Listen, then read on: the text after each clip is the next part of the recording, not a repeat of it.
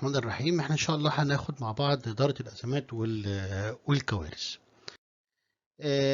أنا اسمي ياسر محمد عبد المطلب، أنا استشاري لبعض الهيئات والمؤسسات وبدرس في بعض الجامعات جوه مصر وبره مصر. حضرتك دي الكونتاكت بتاعتي، حضرتك ممكن نتواصل مع بعض عن طريق الفيسبوك بيج أو عن طريق اليوتيوب شانل لحضرتك تعرف المواضيع الأخرى اللي احنا بنتناقش فيها إن شاء الله. ايه اللي هناخده ان شاء الله مع بعض هو مفهوم الازمه،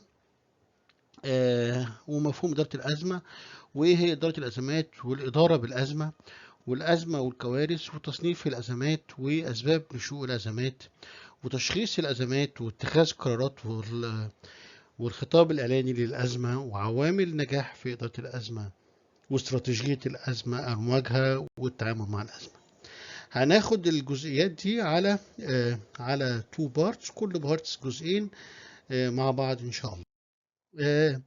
اللي المفروض هنوصل له في الاخر نعرف ايه هي الازمه، وازاي نفرق بين الازمات، ضرب الازمات واداره الازمات، وتصنيف الازمه، والتعرف على اسباب الازمه، وتشخيص الازمه، ومعرفه عوامل النجاح اللي موجوده، وتطبيق استراتيجيه جيده للتعامل مع الازمه. طيب،